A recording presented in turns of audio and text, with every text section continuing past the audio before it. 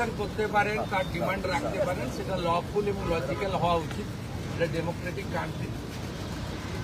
আমরা পুলিশের নিচের তলাতেও বলেছি ভার্চুয়াল করে যে কোনো গ্রুপ, যে কোনো ইন্ডিভিজুয়াল, যে কোনো পলিটিক্যাল রিলিজিয়াস গ্রুপ, তারা তাদের যে কোনো বক্তব্য, দাবি বা অ্যাক্টিভ পার্সন, তারা ওসিআইসিদের সঙ্গে মিট করবেন এবং তাদের কাছে রিপ্রেজেন্টেশন দেবেন, জানতে চাইবেন, সেটা তাকে স্যাটিসফাইড করা এবং যথাযথ উত্তর দেওয়ার দায়িত্ব কনসার্নিং পুলিশ স্টেশনের। এটা নিয়ে আপত্তি নেই। হঠাৎ করে কিছু লোককে জড়ো করে ধর্মীয় স্লোগান দিয়ে পাথর ছোড়া, এটা শ্রীনগরেও বন্ধ হয়ে গেছে। আমার মনে হয় পশ্চিমবঙ্গে বা কলকাতাতে এটাও বন্ধ হওয়ার খুব দরকার রয়েছে। এখানে গতকাল যে আমার পুলিশ বন্ধুরা এবং সিআরপিএফ এর বন্ধুরা আহত হয়েছিলেন, তাদের নাম হচ্ছে Shri Chitradeep Pandey, ACP 3 ACD, inspector Rajesh Kumar Singh, OC Beniapukur PS, ASI 18,159 এটা number, Shyamal Kumar Ghosh of DRO ACD, constable Shahzada Sheikh Beniapukur PS, constable Tarun Kumar Das DRO ACD, CB Anirban Majumdar. এর বাইরেও আমাদের দুজন সিআরপিএফ এর বন্ধুরা, তারাও ইনজোর্ড হয়েছেন।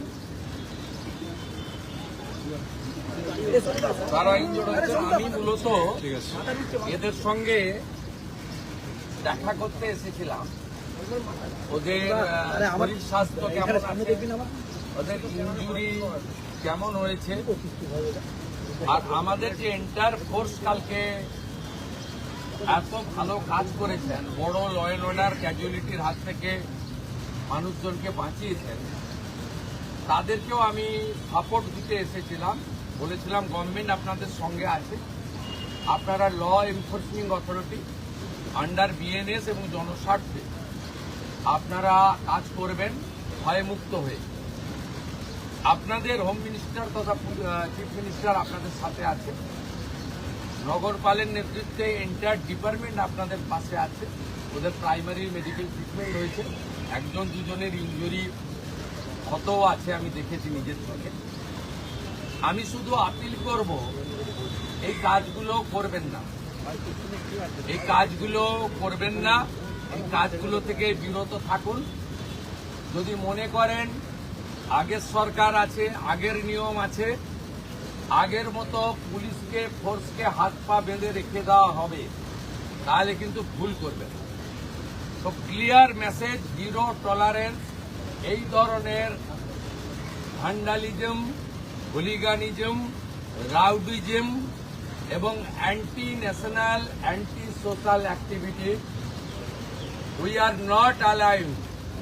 আমি পুলিশ মন্ত্রী, হোম মিনিস্টার হিসেবে লাস্ট ওয়ার্ড বলে গেলাম, একটা পুলিশের গায়ে যদি হাত পড়ে, এই সরকার তার আইন প্রয়োগ করে যতদূর যেতে হয় হবে।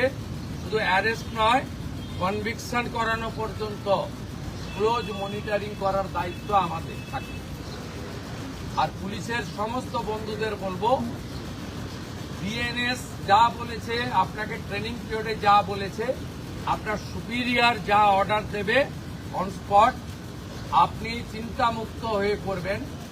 কে কোন দল করেন, কে কোন ধর্মের লোক, কে কোন সম্প্রদায়ের লোক, কে কোন প্রভাবশালীর ক্লোজ লোক, তার এগেনস্টে অ্যাকশন নিতে গেলে 5 বার ভাবতে হবে।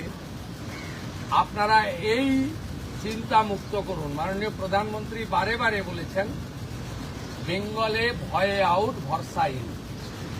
এন্টায়ার পুলিশ ডিপার্টমেন্ট, বিশেষ করে আমাদের কলকাতা পুলিশের যে তাদের যে পারফরমেন্স, তাদের যে উচ্চতা, এই উচ্চতাকে ফিরিয়ে আনার জন্য, দক্ষতাকে কাজে লাগানোর জন্য গভর্নমেন্ট তার সাথে আছে।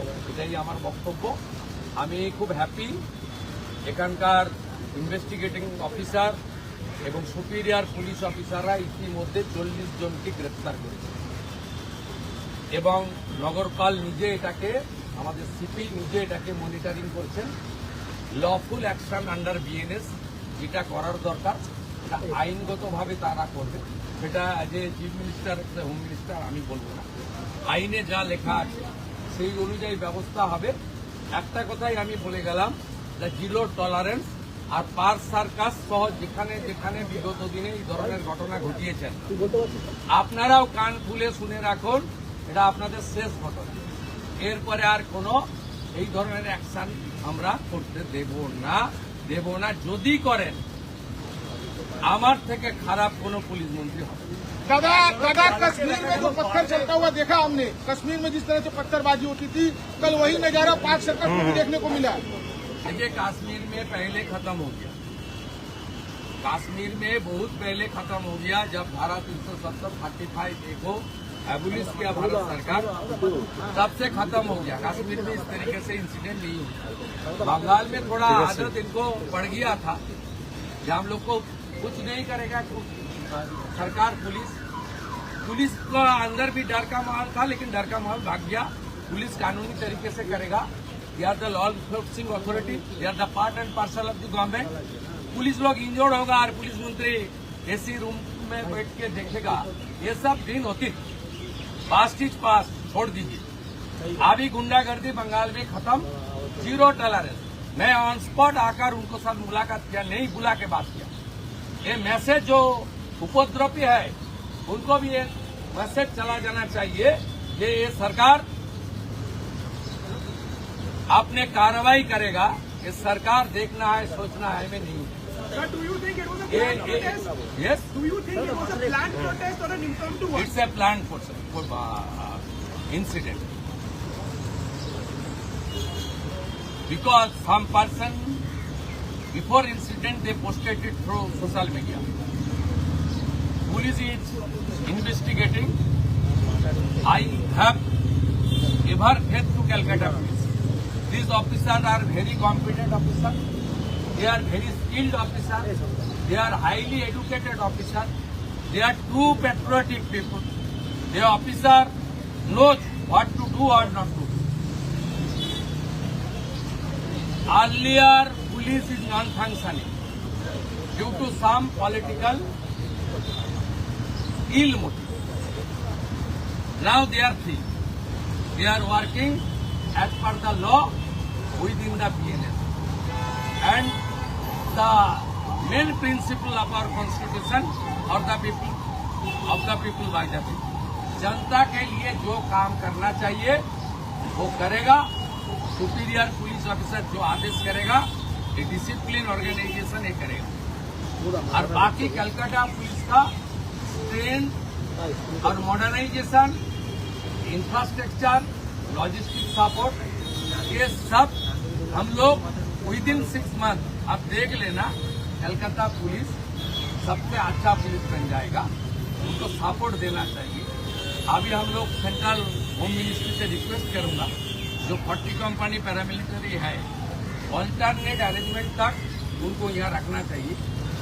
नहीं तो हमारी मैन पावर इतना शॉर्टेज हो जाएगा कि उपद्रवी को मौका मिल जाए। ठीक है, हम सब लोग डिस्कशन कर लिया क्या करना चाहिए। जनता को आश्वस्त कर रहा हूँ, पूरा पुलिस को सरकार का कोऑपरेशन कीजिए। और कोई एग्रीवनेस है, कोई पुलिस के खिलाफ, कोई किसी का खिलाफ कोई शिकायत है, तुरंत आकर OCIC से मुलाकात कीजिए। OCIC का खिलाफ कुछ है तो DC का साथ मुलाकात कीजिए। DC का खिलाफ कुछ है तो लाल बाजार में जाकर कीजिए, नहीं तो मेल में भेज दीजिए। CP का खिलाफ कुछ है तो नवान्न में CO में भेज दीजिए। सब हम लोग देख लेंगे, लेकिन हाथ में पत्थर उठाना, पत्थरबाजी करना और रिलीजियस नारा के साथ गुंडागर्दी करना, ये बंगाल में नहीं होगा, नहीं होगा, नहीं। सर, जैसा